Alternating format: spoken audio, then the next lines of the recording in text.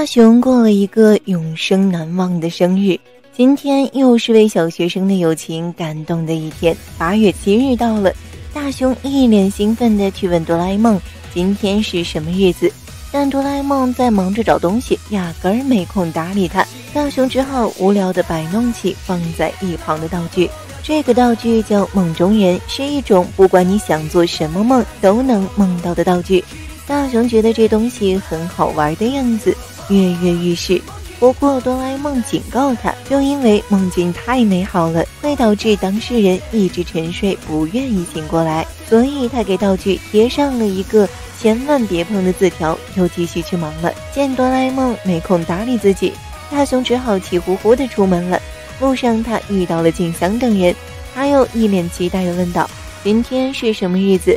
什么赏花日、爱护鼻子日，总之就是没人答对。大雄不想放弃，可胖虎却凶巴巴地赶走了他。最后大雄一脸落寞，为什么没有人记得今天是我的生日呢？大雄垂头丧气地回到家后，大雄妈叫他过去一下，他立刻脑补是不是妈妈他们准备了什么生日惊喜，但理想很丰满，现实很骨感。大雄妈是因为大雄又考了0分，特别生气，把大雄狠狠地训斥了一顿。大雄回到房间后越想越难过，不记得他的生日就算了，还要被骂，心里好苦啊。这时他又看到了道具梦中人，既然什么都能梦到的话，那至少在梦里有个美好的生日也不错，毕竟一年只有一次，让自己开心一下吧。梦里大雄在跟金香一起去逛庙会，玩射击游戏，百发百中，还出手帮胖虎和小夫教训了找茬的恶霸。忽然一群妖怪出现了，他们抓走了静香。在这种危急时刻，大雄变身成大雄超人挺身而出，他绝对不能饶恕这种夺走人类幸福的坏人。绿色蛤蟆怪跃入空中应战，但被大雄一拳捶到了地上，飞出去好远。妖怪们见一个蛤蟆怪敌不过，于是合体组成了一个巨大的蛤蟆怪。大雄见状也进化成豪华版大雄超人，超级机甲战神。这玩意儿巨大无比，一只脚就把妖怪踩死了。大雄英勇的身姿让静香非常着迷，接下来他又梦见了许多美好的事情，和小伙伴们去海边玩，一家人帮他过生日，还梦见了他最喜欢的奶奶。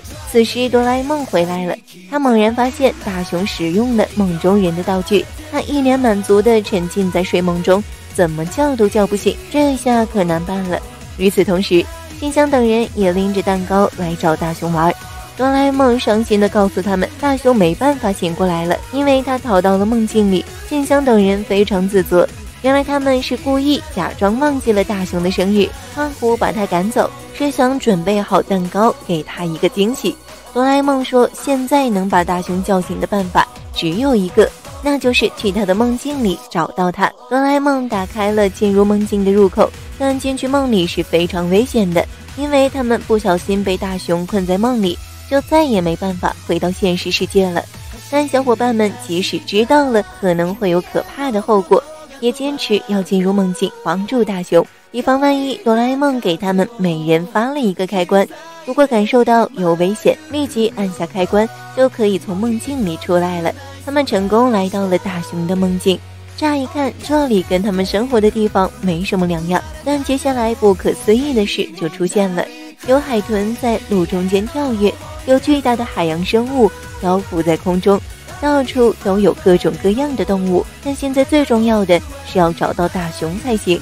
一路上他们不断受到大雄梦境的干扰，走了好远也没走到大雄家。他们一会儿变成去西天取经的师徒4人，一会儿变成桃太郎一行，几乎快要分不清自己是谁了。只有哆啦 A 梦提醒大家一定要时刻保持清醒。然后他们看见了影分身了的小夫，他们的衣服都很破，甚至在跪着祈求大雄。小夫很生气，胖虎难得的善解人意，让小夫体谅大雄，毕竟这只是在做梦而已。话音刚落，又出现了影分身的胖虎，他在大雄的梦里不会打架，还是个爱哭鬼。刚刚还安慰小夫的胖虎，这回自己忍不住了，他做事就要上去揍大雄，还好被大家拦了下来。终于到了大雄的家里，在进门之前，哆啦 A 梦又再次提醒大家，接下来不知道会发生什么事情，所以大家要打起精神来。他们第一次开门，竟然看见了静香正在洗澡的画面，这就是日有所思夜有所梦嘛。第二次由静香来开门，还好这次看起来是个正常的屋子，楼梯上下来一只兔子，他们以为这是大熊，就追了过去，结果陷入了地板里，到达了一个异度空间，这里就像打地鼠游戏一样，四周都是洞，兔子从洞里钻进钻出，胖虎忍无可忍，直接冲出去追，结果又来到了一个怎么爬都爬不完的楼梯，这可把他们累坏了。好不容易等兔子停了下来，他们赶紧围了过去，结果兔子纵身一跃，从楼梯上跳了下去，大家也只好跟着跳下去。这一次他们掉进了一个大沙漠里，最后众人一路跟着兔子来到了一个满是0分考卷坟墓的地方，考卷延绵不绝，不知道会通往哪里，他们走了好久也没有走出去。这时静香想到0分考卷应该就代表着大熊痛苦的回忆，如果把考卷改成100分，也许就能结束这些痛苦的回忆。大家都觉得很有道理，至少让大熊在梦里考100分嘛。于是哆啦 A 梦掏出了道具乱写枪，瞄准了兔子站着的一块0分墓碑，把它改成了100分。兔子感动的哭了。随着一道光的出现，他们果然被带回了大熊家。胖虎打趣地说道，大熊的梦境可真单纯，他明明就不可能考100分啊。小夫也嘲笑起了大熊。这时原本明亮的屋子瞬间变得阴冷，兔子也不见了，屋子里刮起了暴风雪，大家的脚都被冻住了。哆啦 A 梦让大家赶紧回去，这样太危险了，他会留下来带大熊回去。但胖虎非常难地挡在了大家的面前，这难道不是我的错吗？静香也说，事情到这一步大家都有责任。于是众人一起摔坏了可以离开梦境的开关，破釜沉舟，这么一来就没办法回去了，一定要找到大熊才行。哆啦 A 梦被这份友谊感动的一把眼泪一把鼻涕的。上了2楼后，他们找到了把自己冰封住的大熊，众人立刻围了上去，想要叫醒他。小夫说，玩具漫画不管你喜欢什么我都可以借你。静香说，我们怎么可能忘记今天是什么日子呢，只是想给你惊喜。哆啦 A 梦说，梦再美好终究也只是梦啊。胖虎更是直接上手，想要把冰块吹破，他大喊着，你快出来，我们都是好朋友啊。众人围着大熊痛哭流涕，